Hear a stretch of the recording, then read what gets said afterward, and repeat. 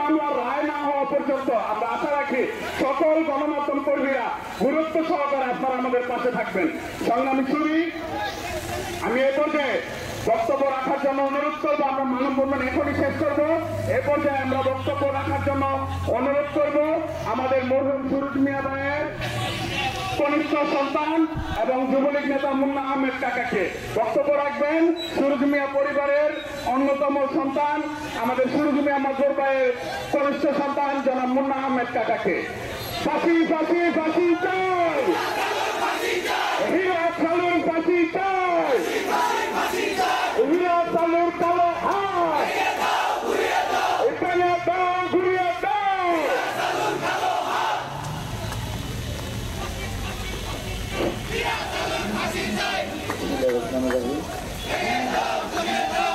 আমার প্রান্তীয় মুরব্বীগণ এবং আমার প্রান্তীয় এলাকাবাসী, আমার প্রিয় কাশ্মীরবাসী এবং আমার প্রিয় নারায়ণগঞ্জবাসী, সবাইকে আমার অন্তরস্থল থেকে আসসালামু আলাইকুম। আমি শুরুতেই ধন্যবাদ জানাই আমার প্রান্তীয় সাংসদ, যিনি তার কর্মীদের জন্য সর্বাত্মক খোঁজ খবর রাখেন এবং কে কোন জায়গায় কোন অসুবিধাতে আছেন তিনি তার নলেজে রাখেন। উনি আমার বাবা যখন 27 তারিখ ঘটনাটা ঘটেন উনি তখন দেশের বাইরে আমেরিকাতে। তো আজকাল মিডিয়ার যুগ, কীভাবে যে উনি খবর পেয়েছেন আমি জানি না। উনি আমাদের প্রাণপ্রিয়, আমাদের যুবকদের আইডল ছাড়া নারায়ণগঞ্জ যুব সমাজের অহংকার, আমাদের জননেতা একেএম ওয়াহিদুজ্জামান সাহেবের মাধ্যমে আমার সর্বোত্তম খোঁজখবর নিয়েছেন এবং সাথে সাথে ঢাকা মেডিকেল পৌঁছানোর আগেই আমাদের নেতা সাহেব, আমাদের প্রাণপ্রিয় নেতা এমপি মহোদয় এবং অয়ন ভাই সর্বাত্মকভাবে খোঁজখবর নিয়েছেন এবং আমাদের সর্বোচ্চ সহযোগিতা যা যা করা দরকার উনি করেছেন। আমি ধন্যবাদ জানাই আমার প্রাণপ্রিয় নারায়ণগঞ্জ প্রশাসনকে, আমি ধন্যবাদ জানাই আমার প্রাণপ্রিয় এসপি মহোদয়কে,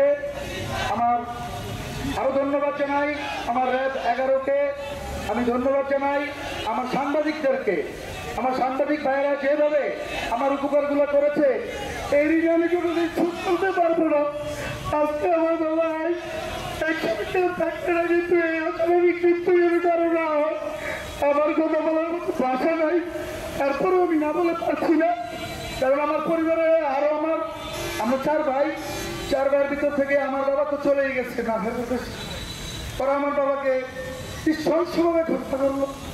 আমার বাবার বয়স প্রায় 80 ছুঁই। উনি ওদের কাছে হাত জোর করে ক্ষমা চেয়েছিল, আমি কতদিন পরে যাবে মারা যাবো, মানে তোরা মাফ করতে। আপনারা ওই ভিডিও ফুটেজগুলো দেখতে পারবেন, ওরা তাও ওনারা মাফ করে নাই, উনি মাফ চাইছে হাত জোর করে, ভিডিও ফুটেজ সব প্রমাণ। ওরা আমার পায়ে দুটাকে মানে কোনো অংশে বাদ রাখে নাই। আমার 2টা ভাই ওরা এখনো আইসিইউতে, ওদের জ্ঞান ফিরানোটাই অনেক চাপ হয়ে যাচ্ছে। অপারেশন বা কোনো ধরনের চিকিৎসা যে করবে সেটা তো পরেই। ওদের মানে প্রতিদিন 2 ব্যাগ 4 ব্যাগ 5 ব্যাগ করে রক্ত লাগতেছে 2 ভাই। যাই হোক, আমি আরো ধন্যবাদ জানাই আমার এই বাংলাদেশ পরিচালনা করার জন্য যে সংস্থাগুলা, বাংলাদেশ সুস্থ থাকার জন্য যে সংস্থাগুলো কাজ করে, প্রত্যেকটা সংস্থা আমার পাশে খুব গুরুত্বপূর্ণভাবে ভূমিকা পালন করছে। তা আমি এতটাই ওনাদের প্রতি আস্থাশীল, আমার প্রশাসনের প্রতি, আমার সাংবাদিক ভাইদের প্রতি এবং আমার জনসাধারণের প্রতি, সবাই আমাকে সহযোগিতা করছে। তবে ভাই, আমার একটাই অনুরোধ সবার কাছে, বিশেষ করে আমাদের নারায়ণগঞ্জ জেলা কোর্ট, আমার এই বার্তাটা ওনাদের কাছে পৌঁছে দিবেন। আজকাল টাকা হলে নাকি অনেক কিছু হয়, কিন্তু না, টাকা দিয়ে কোনো কাজ আমার বাবার হত্যার জন্য কেউ করতে পারে নাই। বড় বড় বহুত লোক ওদের পিছনে হাত দিছে ওদের কাজ করার জন্য, ওদের উপকার করার জন্য, কিন্তু আমার প্রশাসন ওদের কথা শুনে নাই, আমার মিডিয়া ভাইরা ওদের কথা শুনে নাই। এই জন্য আমাদের পক্ষ থেকে তো যাই হোক, আমার একটা সর্বশেষ কথা, নারায়ণগঞ্জ কোর্টের যিনি সভাপতি আছেন, সেক্রেটারি আছেন এবং যারা যে যে দায়িত্বে আছেন আপনাদের আকুল আবেদন, আপনারা এই আসামিদের মামলার কোনো কার্যক্রম আপনারা নেবেন না। আপনারা তো কারো সন্তান, কারো বাবা, কারো মা। আমার বাপ ছিল না, আমার ভাইগুলো এভাবে এতিম করলো, আমার এভাবে এতিম করলো, আমার ভাইগুলো হসপিটালে। আপনাদের কাছে আকুল আবেদন, নারায়ণগঞ্জ কোর্ট থেকে যদি ওদের কেউ সহযোগিতা না করে, আমার বিশ্বাস এই হীরা সালুর গম বাঁচতে পারবে না আমার আইনের হাত থেকে, হাত থেকে বাঁচতে পারবে না, আমার সাংবাদিক ভাইদের হাত থেকে ওরা বাঁচতে পারবে না। আপনাদের কাছে আকুল আবেদন, আরেকটা আবেদন, যেহেতু ওই হীরা সালুর ভিতরে সবচেয়ে মেইন সালু, ও কোনো এমন কোনো অপকর্ম বাদ নাই যে ও করে নাই। এই সর্বোচ্চ ওদের অপকর্মের লিস্ট এবং তথ্য আমাদের সাংবাদিক ভাইদের এবং আমার ফতুল্লা থানায়, নারায়ণগঞ্জ থানায় ওদের কাছে আসবে। তো আমার আশা, যেহেতু সালু গ্রেফতার হয় নাই, আমরা কি আমার প্রশাসনের কাছে, আমার মানবাধিকারের কাছে, যে সমস্ত মানবাধিকার আজকে বাংলাদেশকে উৎফুল্ল করছে, আমার জননেত্রী শেখ হাসিনা যে মানবাধিকারকে সমর্থন দিয়ে আজকে সাধারণ মানুষ নির্বিঘ্নে দরজা খুলে ঘুমায়, এই মানবাধিকারের কাছে আমার বেকুল আবেদন, আজকে ওর মতো চালুর যদি ক্রুজ ফায়ার হয়, এক চালু ক্রুজ ফায়ার হলে 10টা সাধারণ মানুষ বাঁচতে পারবে। ওর ক্রুজ ফায়ারের দাবি আমার আর কোনো দাবি নাই। আপনারা আমার এই এতিমের কথা একটু শুনেন, আমার প্রশাসনিক ভাইদের আপনারা একটু সহযোগিতা করবেন। মানবাধিকার সংস্থা আপনাদের কাজ হাত দিয়ে বলি, আপনারাও তো একজনের সন্তান, একজনের বাবা, একজনের সন্তান বা একজনের মা। আমি অনুরোধ করে বলবো, এই সালুরে যদি ক্রুজ ফায়ার না দেন, আমার বাবার মতো, আমার ভাইদের মতো আরো অনেকের প্রাণ হারাতে হবে। কাশীপুরটারে ওরা নষ্ট করেছে, ওদের উপরে কোনো সন্ত্রাস নাই। এই একটা সন্ত্রাসের জন্য কি আমার কাশীপুরের বদলাম উঠতে আমরা চাই? এই একটা সন্ত্রাসের জন্য কি আমার এমপি মহোদয়ের বদলাম আমরা চাই?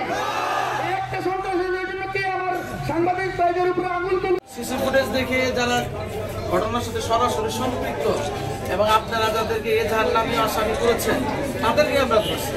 এখন আমাদের লিস্ট অনুযায়ী আর একজন লোক বাদ আছে, তারপরে আরো যারা আছে পেছনের দিকে তারা তো আছে, মূল একটা লোক বাদ আছে। হ্যাঁ, ওই লোকটারে আমরা ধরার চেষ্টা করতেছি, ইনশাল্লাহ আমরা ধরতে পারবো। আমাদের জায়গাতে কথা বলা যাবে না, এটা আমরা ধরতে পারবো।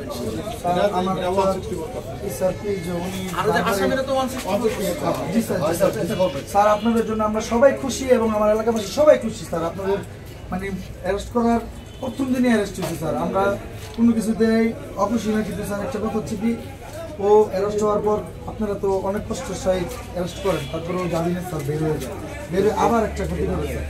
আপনার কাছে একটা অকুল আবেদন স্যার, আপনি তো আমাদের সবার গার্জিয়ান, স্যার আমাদের এই কোর্টের যারা মাধ্যমে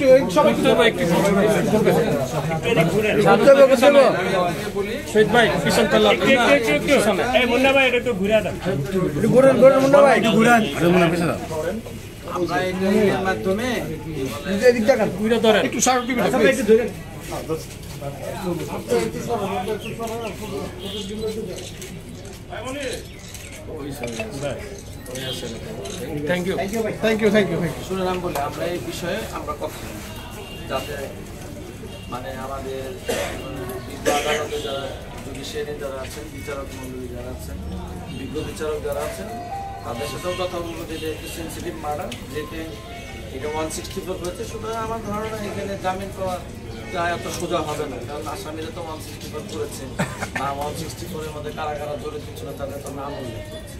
সেই দিক থেকে আমরা চাই যে এটা একটা ব্রুটাল হত্যাকাণ্ড ছিল এবং এটা খুবই মানে কি বলবো ব্রুটাল এক কথা।